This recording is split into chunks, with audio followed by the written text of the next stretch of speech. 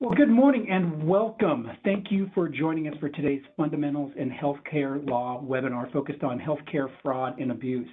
It looks like we've got a number of people that have already joined the call. I know we have other registrants that will be joining momentarily, but in the interest of your time, we're going to kick off today's webinar. For those of you that have participated in our prior webinars, you will know that this is the third of 12 webinars in our Fundamentals of Healthcare Law curriculum. Our next webinar is scheduled on Wednesday, December 15th from 8:30 to 9:30 a.m. and the focus of that webinar will be on regulation of hospitals. My name is Jason Castor and I'm the Chief Business Development Officer for Parsons, Behle, and Latimer, and I'd like to welcome all of you again to today's presentation. Thanks again for taking time out of your busy schedule to be with us this morning. Before I introduce our panel, I'd like to cover just a few quick logistical items today. First, today's webinar is being recorded, and you will be provided a link via email to the recording to share with your colleagues and teams. This email will also include a copy of today's PowerPoint presentation, so you don't need to scramble and take notes on the slides. They will be provided to you. Second, we've allotted time at the end for Q&A, so please use the chat feature during today's presentation to submit your questions, and we will get to your questions, or as many of your questions as we possibly can, at the end of today's presentation. And finally, it's important to note that today's presentation is considered a general source of information and is not intended and will not serve as a substitute for legal counsel on these issues. Please do not act upon the information provided without consulting legal counsel. And with our housekeeping items aside, I'd now like to introduce our panel and our presenters for today. Lee Radford is a shareholder in the firm's Idaho Falls office and the chair of our Corporate Securities and Tax Department. Lee counsels healthcare clients in a wide range of areas, including contracts, insurance, and employment matters. Rob Couch is also a shareholder in the firm's Idaho Falls office and concentrates his practice on business and corporate law, including healthcare, real estate, transactional, and financial matters. Brandon Mark is a shareholder in the firm's Salt Lake City office and co-chair of our litigation practice. Brandon concentrates his practice on commercial disputes, mass torts, healthcare, real estate, and the False Claims Act. And lastly, but certainly not least, Dan Biddles is an associate in the firm's Idaho Falls office and concentrates his practice on civil litigation, including business law, healthcare, trust and estates, real estate, and employment law matters. And with that, I would like to now turn the time over to my colleague, Lee Radford, to kick off today's webinar. Lee? Hey, thanks, Jason. It's great to be here with everyone. It's always fun to talk about healthcare. In the United States, I think we can pride ourselves on one of the best healthcare systems in the world, but it's pretty much undisputed. We have probably the most complicated healthcare system in the world, and sometimes it can be a little bit overwhelming trying to understand all of that. So let's dive into it. One of the most complicated areas is the anti-fraud, the fraud and abuse sections. So we're going to talk about the most important parts of that. I think one thing that's complicated for people is you think about fraud and abuse, and you think when normally we talk about the word fraud and we're talking about lying to someone or being dishonest in order to get some money that we shouldn't be getting ethically. Fraud and abuse in the healthcare world is a little bit different because it doesn't necessarily require that kind of lie. What it is, it's their laws to prohibit medical providers from making health service referrals in exchange for compensation.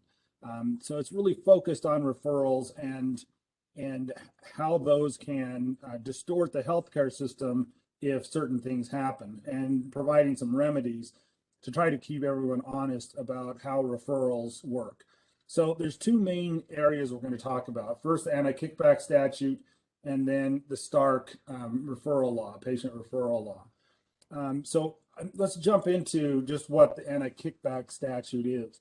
The Anti-Kickback Statute prohibits anyone from asking for or receiving any compensation in return for referring an individual to receive healthcare services or products payable in whole or part under the federal healthcare system. The same thing, you can't make those payments, and you can't ask for those payments. And a summary of the law is basically you cannot pay any person to refer patients to you, to receive services reimbursable by a federal healthcare program, and that's any of the federal healthcare programs. And if you're a healthcare provider, you cannot accept payment from anyone in exchange for referring patients to that person. If it's a referral to receive goods or services reimbursable by a federal healthcare program. So let's look at an important thing. One foundation to understand these fraud and abuse statutes is looking at what our healthcare system looks like. And as I say, we have probably the most complicated healthcare system in the world. And it is often hard to get on top of because of the variety of payors, the variety of providers, the lack of a lot of unity in the system. And so, you have to kind of understand what we're talking about when we get into this.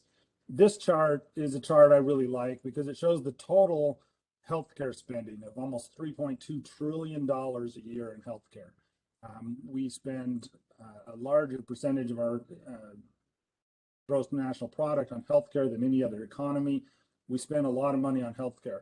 And where does that break down? This chart shows you that you can see that hospital care is a big chunk of that, almost 1.2 trillion a year. Another big chunk are the physician and clinical services directly from the physicians. And then you got prescription drugs, nursing care, dental, home health, and some of the other areas. You see the colors on this represent who the payors are. The maroon here is your private payers. Your orange is out of pocket. So our system, the green, the light green, the dark green, the lighter green is all the federal or government paid services. So you see what a big chunk of our healthcare system is paid by the federal government. And that's where a lot of this comes in. So there's that big chunk here that is paid by the federal government, either through Medicare, Medicaid, or other types of public insurance. And of course, the government wants to make sure its money is well spent.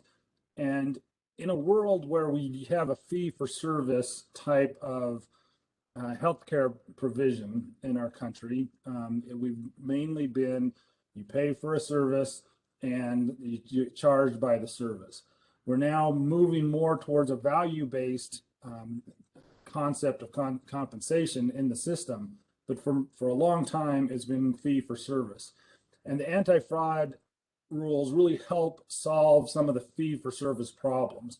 The problem with fee-for-service is that you can, one provider can refer someone to another provider, and that other provider can then make money by having more services rendered, such as more surgeries at a hospital or more laboratory tests by a lab. And the more referrals, that provider is going to make more money.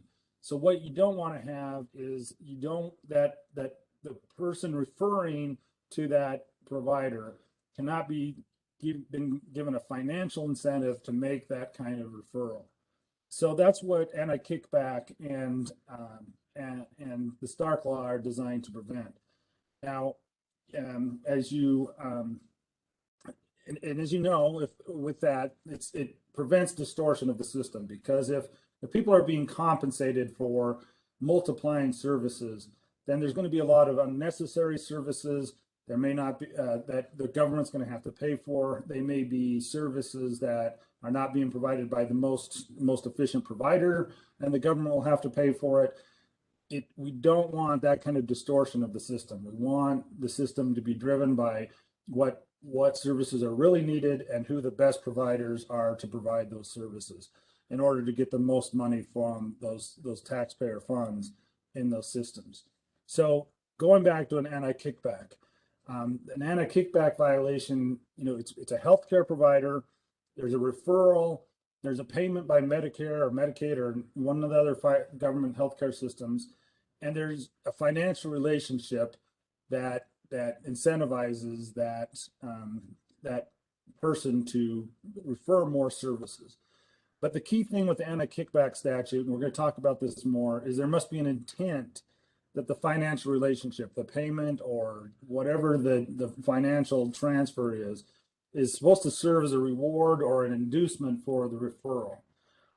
So it's an intent-based statute. You've got to have that wrong intent, but it's a very, very loose kind of intent, because all you have to have is one purpose of the financial arrangement to induce referrals, and you have that intent that violates the statute. So it may be that you set up a structure that is for, it's going to be more convenient for your bookkeepers, or it's going to be easier to travel, or going to be more efficient in one way or another. But if just one purpose of that arrangement is to induce someone to make more referrals, then it's going to violate the anti-kickback statute. Now, the anti-kickback statute does have some exceptions to it, or safe harbors, where the government will say, if you've done certain things, we'll say that you don't have that intent. And there's some, like employment relationships, employment agreements, personal service arrangements, rentals of office space and equipment, sales of a practice, physician recruitment, there's an exception, and some other isolated transactions where it really is true that you're getting total fair market value for the services being rendered. But generally, those provide some safe harbors that you want to look at with the anti-kickback statute. Now we're going to jump to the Stark Law and talk about it, because the Stark Law is kind of a companion to the anti-kickback statute, but they're very different. Again, we're looking at this big chunk of the healthcare economy that is funded by the federal government, and the federal government wants to make sure that, especially these big green chunks, Medicare and Medicaid, are not being cheated by excessive referrals. So we're going to look at the basic prohibition of Stark. So Stark is a blanket that goes over an entire area. It's a if in the anti-kickback statute is a rifle that's designed to hit intentional misuse of government funds through referrals that have an intent to compensate the person for the referral. The Stark Law is more of a shotgun, hitting a broad area, but it does not require intent. It's a strict liability statute. It does not require proof of intent. If you're in that broad area of that blanket or that shotgun, you've got to find a way to comply with Stark. So the basic prohibition, it involves a physician, so you've got to be a physician or immediate family member of the physician that has a financial relationship with an entity. Then the physician may not make a referral to that entity for the furnishing of designated health services for which payment otherwise may be made under Medicare or Medicaid. And they can't present a claim to Medicare or Medicaid under those if they have that kind of relationship. And if they have done it, they must immediately make a refund of that. So there's some elements you've got to go through to see if you're under the Stark blanket. So there's that whole blanket, the whole shotgun pattern. It's got to be a physician who's making a referral for designated health services, which are basically your Medicare, Medicaid type of services that are payable by Medicare or Medicaid to another entity with which the physician has a financial relationship. So that's kind of the blanket or the shotgun area. So if you're in that area, it's going to violate Stark unless it falls under an exception. So let's just look at we'll look at some of these exceptions. So there's some definitions. Of course, who's a physician? It includes dentists, it includes MDs, DOs, podiatrists, optometrists, and chiropractors. It doesn't necessarily cover beyond those licensed providers. There also is a definition of who's an immediate family member. There's a definition of what those designated health services are. They're kind of the ones you would expect based on what is payable by Medicare and Medicaid, and what a financial relationship is. Those can be more or less direct, but they can be pretty broad. And like anti-kickback, there's also exceptions for Stark. Rental office space, employment relationships, group practices, physician recruitment, isolated transactions. And for some of us, we have the whole hospital exception. There are some physician-owned hospitals that have a special exception just for them under Stark. So just real quickly, a comparison of anti-kickback and Stark. Anti-kickback, you've got to prove intent. Stark, you don't have to prove intent. You just have to be under that blanket. So anti-kickback has to have at least that one purpose, and you have to prove intent to have a violation of anti-kickback statute. Again, anti-kickback is any payment for referrals with intent. Stark is, are you under that general broad overview, that blanket approach? I'm going to move on to also the penalties. Anti-kickback has both civil and criminal penalties. You can actually be criminally prosecuted for violating the anti-kickback statute. Stark has only civil penalties, but in either context, the penalties are extremely significant because they can involve the provider being kicked out of CMS, being compensated under the Medicare Medicaid system, and which is pretty much the death knell for many providers. I put kind of a concept of Stark exceptions versus kickback. This graphic is meant to show that Stark has a general prohibition and then a bunch of exceptions to try to get at the target area of the referrals intended to induce the payment of federal money where it shouldn't be done. And Stark gets to that by having a blanket approach and then accepting a bunch of stuff out. The anti-kickback statute more is directed a narrower approach to intent, but then isn't as broad as Stark. But if you're in it, there's kind of fewer ways of getting out of it. So that is a very quick overview of Stark and anti-kickback. I think the best way to talk about this is to give you some examples and some kind of a case history of that. So I've asked Rob Couch to review a local case history of what can happen with Stark and anti-kickback. Rob? Thanks, Lee. Good morning, everybody. And as Lee mentioned, we wanted to take a little bit of a step back and review a relevant case from Pocatello. We always figure that it's better to learn from how others get in trouble rather than get in trouble yourself. And so wanted to look at the case of Jacobs v. Pocatello Women's Health Clinic and some of the Stark and anti-kickback statute elements that were involved in that case.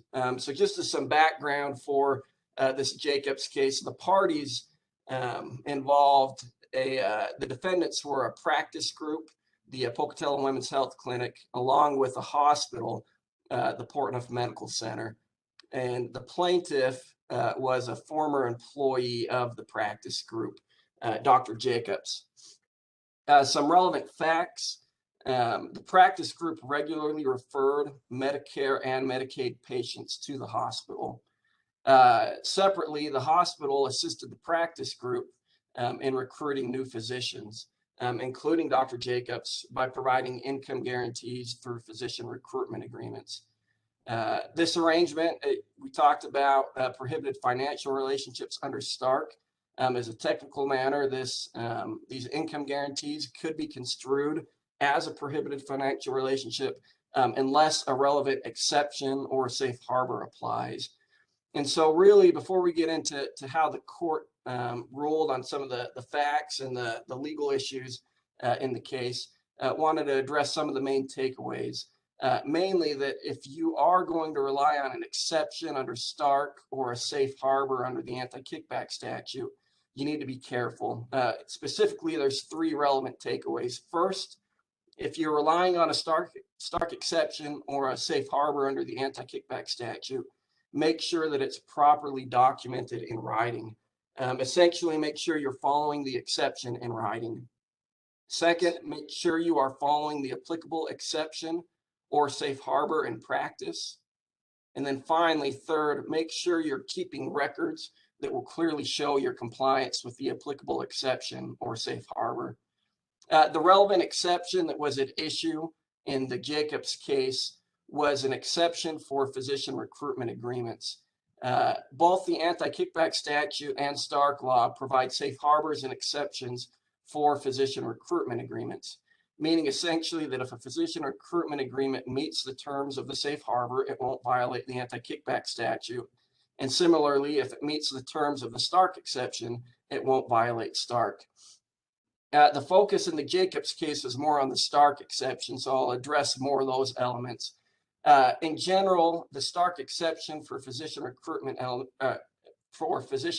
agreements has a number of elements. I won't get into the details of those for sake of time here, but there are a couple that are important that were at issue in the case, specifically for physician recruitment agreements that involve practice groups. The agreement needs to be in writing and signed by the physician, by the practice group, and by the hospital. Second, except for actual costs incurred by the practice group in recruiting the new physician, the compensation must be passed directly through to or remain with the recruited physician. And last, and this was the issue that was most relevant in the Jacobs case, in the case of an income guarantee, the costs allocated by the practice group to the recruited physician must not exceed the actual additional incremental costs attributable to the recruited physician.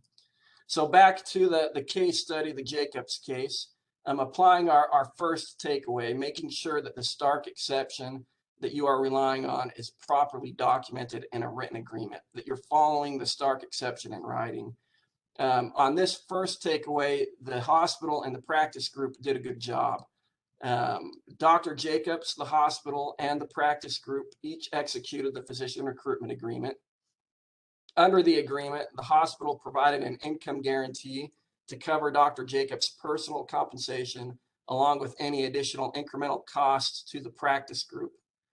And then finally, the agreement specified that the additional incremental costs could not exceed the actual additional costs attributable to bringing Dr. Jacobs into the practice. The court agreed, after reviewing the physician recruitment agreement, that it complied with the Stark exception on its face. However, getting into our second takeaway, making sure that you're following the applicable safe harbor in practice. Here's where the hospital and the practice group got into trouble. Dr. Jacobs alleged that the payments made by the practice, made to the practice group by the hospital exceeded the actual additional incremental costs attributable to Dr. Jacobs. For example, the practice group claimed office rent in the amount of $26,000 as part of the additional incremental costs. However, the practice group did not require any additional space when Dr. Jacobs joined the practice. My understanding is that they had an empty office that they were leasing anyway that he was able to use. In addition, the practice group claimed $24,000 in additional costs resulting from the purchase of new equipment. However, the group already had the necessary equipment for Dr. Jacobs, but wanted to purchase new equipment because the hospital would pay for it. And then finally, our final takeaway, making sure that you keep records showing your compliance with the applicable exception. Here's another area where the hospital and the practice group got into trouble. The Stark exception for physician recruitment agreements requires the hospital and practice group to maintain records of actual costs for at least 6 years.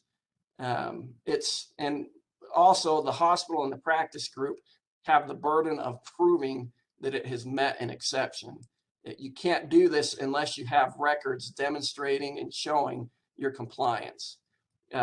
In the Jacobs case, the court noted, and I'll share just a short quote here, said that the commentary to the final rule of the Stark regulations emphasizes the importance of hospitals keeping complete and accurate records of the actual costs it has subsidized to ensure the funds are appropriately handled by the physician practices that receive them. If the hospital fails to keep these records, it may preclude protection under the physician recruitment exception. So finally, just one last time to repeat the three main takeaways from the Jacobs case. First, make sure that you're following the Stark exception in writing. Second, make sure you're following the exception in practice. And finally, make sure you're keeping records demonstrating and clearly showing your compliance. One question that you may have is why Dr. Jacobs was the plaintiff in the case and allowed to bring a claim for violation of Stark and the Anti-Kickback Statute. Dr. Jacobs essentially was just a disgruntled former employee, and he was not directly harmed by the alleged Stark and Anti-Kickback Statute violations. This question leads us into our next topic, the False Claims Act, and I'll turn the time back over to Lee to go over that. Thanks, Rob. There's two important things that you get, I think, that I take away from these kind of cases. One is it's often in practice in the business world, it's good practice to document your agreements with your employees and with the people you're working with, outside third-party contractors and such. It's good practice to do that. It clarifies what the arrangement is, but a lot of times you don't have to have written agreements. In the healthcare world, because of Stark and Anti-Kickback, you really do need written agreements with employees, with independent contractors, with third parties, to make sure that to meet these kinds of exceptions and to make sure you're complying with the law. Jason, could we go to the next slide? The other point from all that is the importance of who the plaintiff is. A lot of times, I think in the normal context, we think there might be some kind of concept that we can that maybe no one will know of what is going to go, what's happening inside a business, or how some accounting is being done.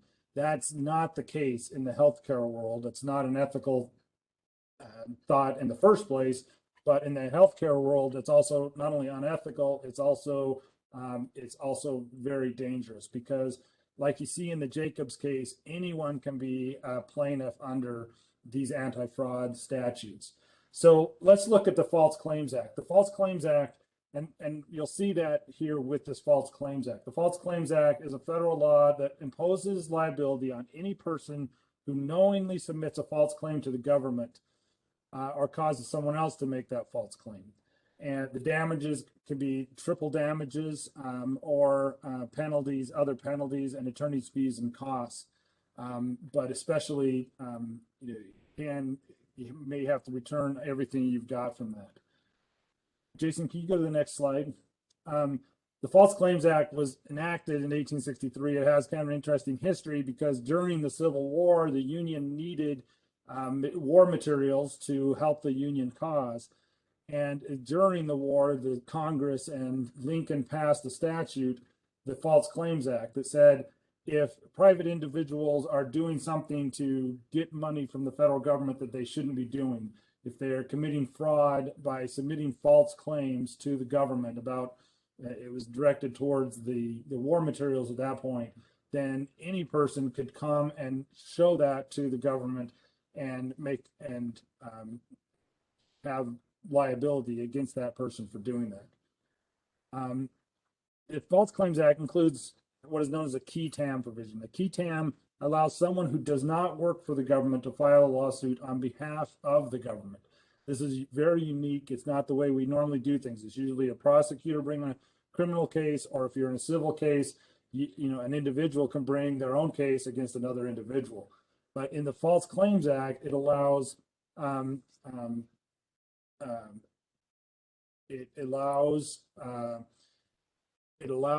the parties to sue on behalf of the federal government. The federal government can then either get involved with it or not, or the private individual can continue. Jason, could we have the next slide? I'm not sure is everyone seeing the slides? Might have an issue with that. Yeah, we're still seeing them on our end, Lee. Yeah, Okay. Lee, I'm seeing them on my end as well. Okay. So the key definitions of the False Claims Act, it's got to be actual knowledge. This is, again, you've got to have knowledge that you're doing something wrong, or deliberate ignorance or reckless disregard of the truth of what you're doing.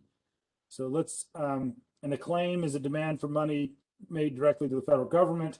This knowingly submitting false claims to Medicare or Medicaid violates the False Claims Act. So I think sometimes you think if you're a government contractor out at, the national lab or in the military, that you can't submit a false claims. I think sometimes in healthcare, people forget that, again, going back to that chart, a big chunk of the healthcare money comes from the federal government. And so you've got to make sure that you understand that you're making a claim to the government when you submit a claim for a Medicare service. And because of that, the False Claims Act is in play. And the False Claims Act works with the Anti-Kickback and Stark to incent and gives a huge incentive for anyone in the system. It can be like a Dr. Jacobs, it can be someone in bookkeeping, it can be someone in collections, it can be anybody in the system that has any knowledge of the improper action. They can become the qui tam relator or the plaintiff in the case and can actually get rich rewards for bringing the case. So let's, to give you an example of how this works, I wanted Brandon to give us a couple of case studies of what happens when this goes awry. Brandon? Yeah, thanks, Lee. Yes, thank you for the introduction. And so as you probably gathered, this is a very difficult and complex subject. And Lee did a great job giving an introduction. But I guess I wanted to emphasize the sort of breadth and the scope of the False Claims Act, because it applies to claims, as Lee said. It also applies to statements that are material to false claims. So even if you're not the person submitting the claim, but you're a provider that provides false information to somebody who ultimately submits the claim, that can also get you liability. Additionally, if you find out at some point that somebody had done something wrong and you realize that you got more government money than you should have, at that point, you may have a reverse False Claims Act problem because you owe the money back.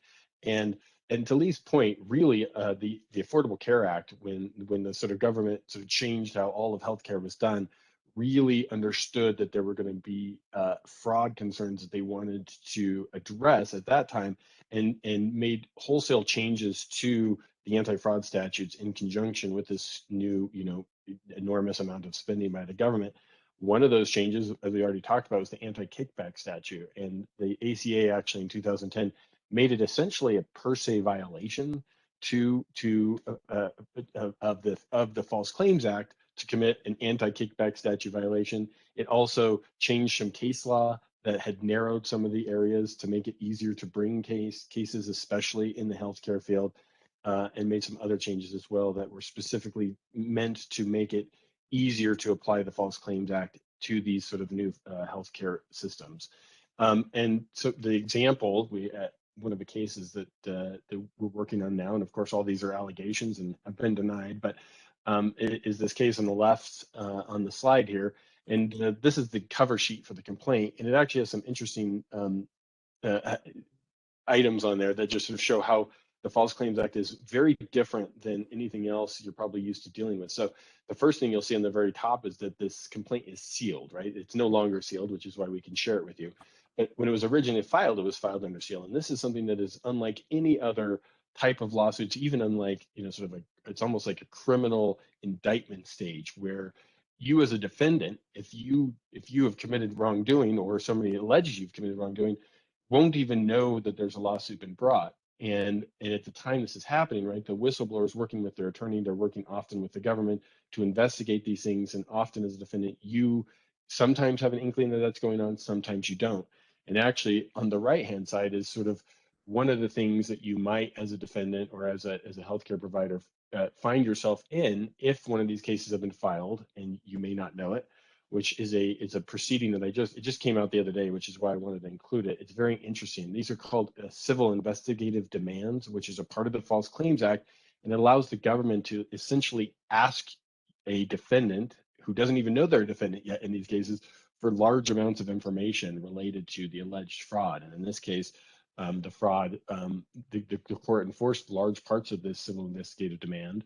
And, again, going back to the False Claims Act being really a Swiss Army knife, an anti-fraud, it's often said it's not an anti-fraud catch-all statute, but really in the healthcare arena it is. And so you can see everything from stark and anti-kickback statute violations to billing issues with how specific coding, how are the right physician codings being used, all the way to, and this is on the other end of the scale, to big providers or hospital chains doing things on a broad scale, all the way to MCOs, the people like the United Healthcares and the other big providers of health insurance, that they're also getting involved. So it really runs the breadth and runs the gamut.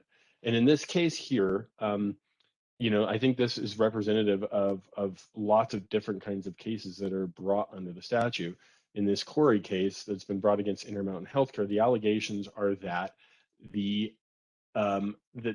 anesthesiologists that were assigned by this Mountain West Anesthesia, they provide anesthesiology services to Intermountain Healthcare, in particular two hospitals in St. George and Las Vegas, and that these anesthesiologists essentially during surgery would put the patient under anesthesiology and then would immediately turn to their personal electronic devices and spend most of the rest of the surgery dealing with personal issues, not dealing with the patient, having the surgeon, who the surgeon is actually the whistleblower in this case, Dr. Corey, having the surgeon have to go so far as to sort of tap them on the shoulder to get them to take their headphones off so that he could get them to, take their attention back to the patient who needed something.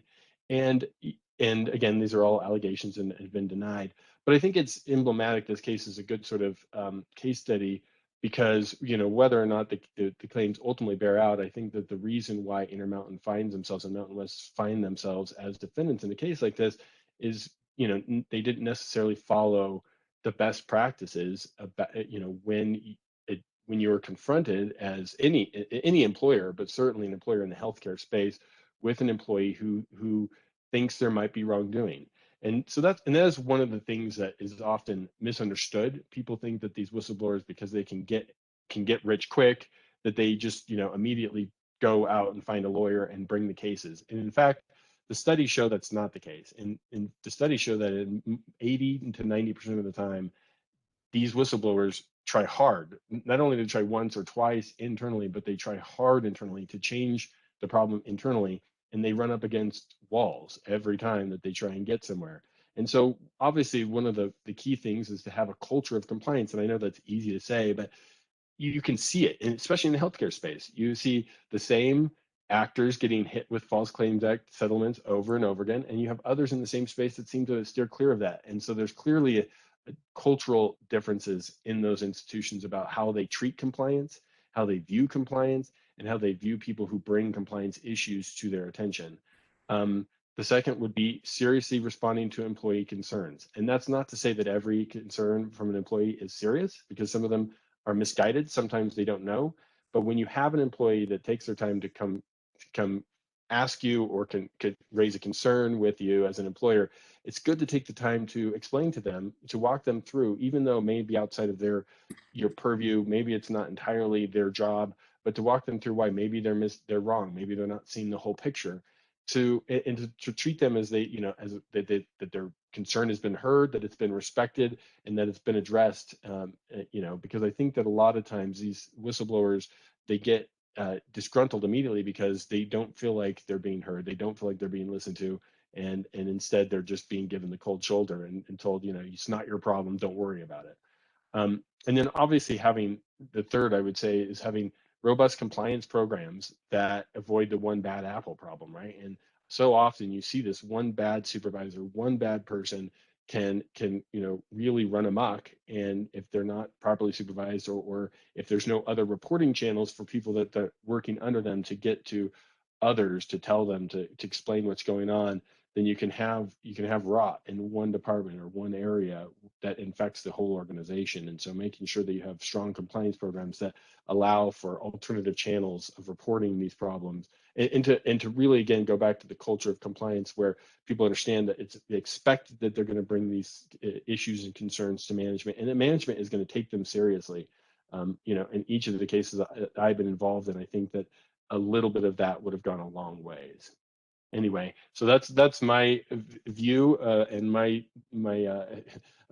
10 minutes of experience in the False Claims Act. And again, it is so broad and such a multifaceted area that you want to make sure that you are complying and that you're doing your best to comply, and doing the things that Rob mentioned, right? Documenting that compliance so that you don't find yourselves in one of these cases. Thanks, Lee. Yeah, thanks, Brandon. Yeah, I think Brandon has litigated a number of these cases, and you get into litigating those kind of cases, and it's just so expensive, and the damages are so huge. That's why fraud and antitrust, fraud, the anti-fraud, anti-kickback, Stark are so important in pursuing compliance in those areas, because the penalties are enormous. And the expense of getting into one of those problems is huge, and it can really derail your entire purpose as a healthcare provider, and can end your ability to provide service. So it's very important to stay focused on it, and the False Claims Act really serves to keep everyone's focus on it very tight. Just know that anybody can be a relator, and everybody is involved in compliance because of that. And like Brandon says, it just serves to emphasize how important we need to take it. We're going to shift a little bit to another area of the antitrust. So antitrust, we see somewhat. Antitrust is basically to promote competition. We have a capitalist economy that favors competition. The capitalist economy works better. Our free market economy works better with antitrust laws that are pursuing the goal of free and fair competition between providers. Let's look at some of these. We're going to look at the Sherman Act of 1890, the Clayton Act of 1914, and the Federal Trade Commission Act of 1914. So the goal of antitrust laws is to improve consumer welfare by protecting competition. It's not to help any particular competitor, but to promote competition generally. We believe that competition in the free market lowers prices, provides better quality, makes it more efficient, and makes us able to produce more. So antitrust kind of promotes the free market economy by making sure that everyone's playing fair. The Sherman Act, which was the first one passed during the earliest, prohibits every contract that is or conspiracy and restraint of trade, including the monopolization or conspiracy to monopolize. It gets a little hard to define what an attempt to monopolize or a conspiracy and restraint of trade is. The Supreme Court has explained that it doesn't prohibit every restraint of trade, because there's a lot of things we do to restrain trade. We only want to work with our own partners, or we only want to work with certain people. That is in some way a restraint of trade, but it's not unreasonable. So it does get into the whole concept of what is a reasonable restraint of trade. And actions found to be in violation of the Anti-Kickback Statute or Stark can be viewed as unreasonable restraints of trade and anti-competitive. The Sherman Act has both civil and criminal penalties. The penalties can be very large, and they can go after criminal penalties, so it adds extra measure of compliance. Next slide. The Clayton Act prohibits price discrimination in the sale of goods of like grade and quality that may cause competitive injury. So this gets into exclusive dealing arrangements, tying arrangements, and requirements contracts where the effect is to substantially lessen competition in an area. And again, private parties can get triple damages under either the Sherman or the Clayton Act. The Federal Trade Commission Act, 2, prohibits unfair methods of competition and unfair or deceptive acts or practices. The Supreme Court has said that all violations of the Sherman Act constitute violations of the Federal Trade Commission Act. So the FTC uses the Federal Trade Commission Act to enforce antitrust laws in both civil litigation and in some of their own administrative proceedings before the commission itself. Now, so healthcare, a lot of times we don't see a lot of antitrust in, maybe around here in our area, because there's antitrust has kind of gone up and down over time in terms of how many cases are brought. And right now there's not a lot of antitrust case, but the exception to that is in the healthcare field. Healthcare does lend itself to some anti-competitive things, because sometimes the barriers to entry into the market are so high, like building a hospital, that it makes it hard to have good competition.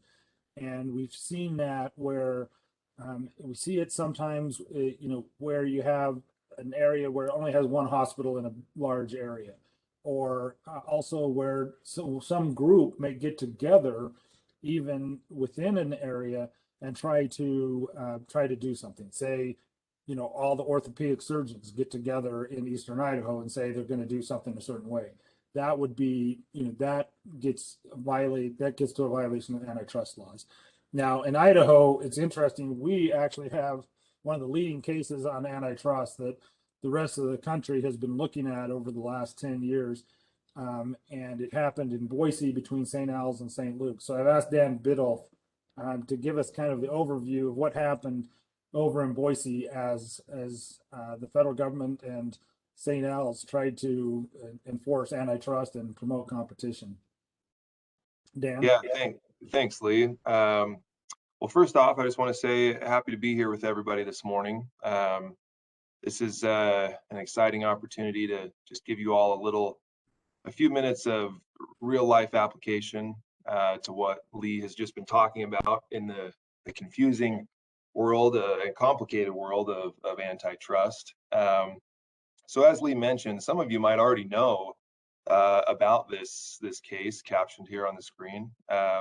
It's commonly referred to as St. Al's versus St. Luke's for short, even though there's close to a dozen parties. But this was a huge case. It was litigated from the end of 2012 until the Ninth Circuit issued its final opinion on the case in February of 2015. And the reason that the rest of the country was really watching this case and had their eyes on it was because this is the first time that a health system acquisition had been challenged since the Affordable Care Act had been enacted. So just a little bit of background on the case. Initially, this case was actually brought as two separate actions. One was from St. Al's and the other various health organizations listed there. And then the other one was brought by the Federal Trade Commission in the state of Idaho. And eventually these two cases were consolidated, which just means that the two separate cases were combined into one case. And so the lawsuit came about, shortly after the St. Luke's had announced that it was going to acquire Salzer, and Salzer Medical Group. And the reason this acquisition raised so many eyebrows was because of really who these two players were. So on the one hand, you had St. Luke's, who is Idaho's largest health system. At the time, they operated 7 hospitals in the state of Idaho. And then you had Salzer Medical Group, who was Idaho's largest independent multi-specialty physician group. So you can imagine in the world of antitrust and anti-competition, as Lee was just talking about, where the laws are designed to ensure competition for the ultimate benefit of the consumers, a lot of people saw this transaction and they were very concerned that St. Luke's would be able to gain this much market power in Idaho's healthcare markets. So in comes St. Al's. St. Al's is St. Luke's main competitor. And so it was one of those entities that, had a real problem with this acquisition. So St. Al's filed suit against St. Luke's, and they did so under the Clayton Act. and they were seeking a preliminary injunction in the district court. And for those of you who don't know, a preliminary injunction is basically just when the court forces the person or entity to refrain from doing something while the case is being litigated. But the court denied that injunction, and St. Luke's and Salser were able to proceed with the acquisition while the legal proceedings continued. So next, the FTC in the state of Idaho, they joined the lawsuit. They filed a lawsuit of their own, and they also did so under the Clayton Act. And as Lee was talking about previously, the Clayton Act, it prohibits arrangements where the effect is to substantially lower competition or tends to create a monopoly. So you can see where I'm going with this. The particular issue in this case was the effect that St. Luke's acquisition of Salser would have, or even during the case was having, on the healthcare market in the metropolitan areas of Boise and Nampa. So, and that was actually particularly true for the adult primary care physician providers, because the majority of Salser physicians were adult primary care physicians. In fact, in the trial, St. Al's was able to show that this acquisition gave St. Luke's control of approximately 80% of the adult primary care services in the Boise and Nampa areas. So, the plaintiffs, St. Al's and these other health entities, they were arguing that, hey, this gives St. Luke's a huge control of the market, particularly in this one area, and this control in the marketplace, it's going to allow St. Luke's to demand higher prices and create this monopoly. And all of this was to say that the acquisition was substantially affecting the competition in Boise and Nampa and their healthcare markets. Interestingly, the St. Luke's, in response to St. Al's and the FTC and the state of Idaho's lawsuits against it, they said, hey, we don't need, actually, can we skip forward? Go to the next slide really quick.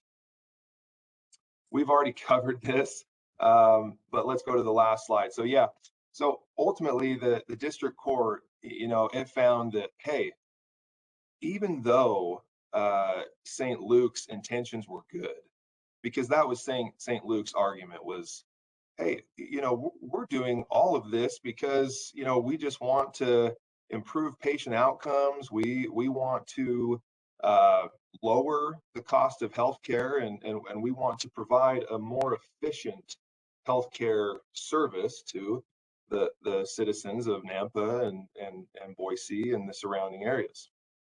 Well, the court just said, look, we know that your intentions are good. We actually believe that, but these are not the only ways to achieve these types of outcomes. And so in the end, the court ordered St. Luke's and Salser to unwind their acquisition. They actually, even though they decided not to enforce a preliminary injunction, and so St. Luke's and Salser were able to join. And then a few years later, the court actually forced them to unwind the transaction. And so, what are the key takeaways of this case? It's really that if you're looking to merge with or acquire a group of physicians, or even something as small as recruiting a particular physician away from a competitor in your local area, you need to act very cautiously. Because even if you do have good intentions and you're not trying to, negatively affect competition, these types of transactions or moves are heavily scrutinized by the courts under these antitrust laws. And as Lee talked about, these statutes come with triple damages. So the outcome for your organization could be very detrimental if you don't act cautiously when you're dealing with these types of transactions that can be viewed or can negatively affect competition. So with that, I'll turn the time back over to Lee. Thanks, Dan. Yeah, that's helpful. I think, it depends on your local market, what kind of competition you're looking at and how that market's defined. We have some counties that are remote that may have only one provider, and I think you have to be careful in those situations. Some markets, we have a lot of competitors, and you don't have to be quite as careful about it. But we do have to be careful. Like we even saw locally, we had one county where all of the physicians of one type got together and were trying to negotiate with a hospital as a group, and that was struck down and said, no, you can't do that. You have to be competitors. And so just look out for that competition issue. All right, that brings us to the end of the substantive material. We know this is a very, very, very quick review of these items. They're designed to help you spot these issues and to think about them and to get further advice and counsel if you see these kinds of issues. It's hard to cover these in the kind of detail we'd like to in these short presentations, but we'll open open for any questions. We haven't seen any. I don't know if have we had any chat room questions, Jason? Lee, I haven't seen any questions come in, but before we near the end of our hour, please feel free to submit any of your questions via chat. We'd be happy to address them now. Alternatively, you can reach out to any of our presenters offline, and they'd be more than happy to discuss these issues with you. Lee, while we're waiting for potential questions to come in, any final thoughts or takeaways from you? I think I'm hoping everyone sees this, that they can spot the issues, understand that they've got to be thinking of compliance in all these areas. I think it's important to be more disciplined in the healthcare space than it is often in other spaces. I think sometimes if people come from other markets and come into healthcare, they're not used to the amount of contractual agreements you need to have, clarity you need to have on the relationships between different providers. It does require, healthcare is a higher level of compliance. It's a higher level of care, a higher level of professionalism than other markets. And it's a credit to our healthcare providers that they can live in that environment. But it does take sometimes getting the right professional help to get you on the right track and to stay on the right track. And it's compliance is always worth it. Your compliance programs need to be strong and well thought through. Well, great. Thanks for those final thoughts, Lee. I haven't seen any questions come in, so before we close here today, I'd like to extend a huge thanks to all of our panelists, Lee Radford, Brandon Mark, Rob Couch, and Dan Biddulph. I'd also like to extend a big thanks to all of you for your support of our Fundamentals in Healthcare Law curriculum. Thanks for being with us this morning, and thanks for giving us your time. By way of reminder, you'll receive a copy of today's PowerPoint presentation along with a link to the recording so you can share it internally with your colleagues and your teams. And then lastly, our next webinar is scheduled for Wednesday, December 15th from 8:30 to 9:30 a.m. It will focus on regulation of hospitals. So keep your eyes peeled for an invitation for that particular webinar in the next week or so. And until then, we wish all of you and your families a wonderful Thanksgiving holiday, and thanks again for being with us today. Have a great rest of your week. Thank you. Thanks, Jason.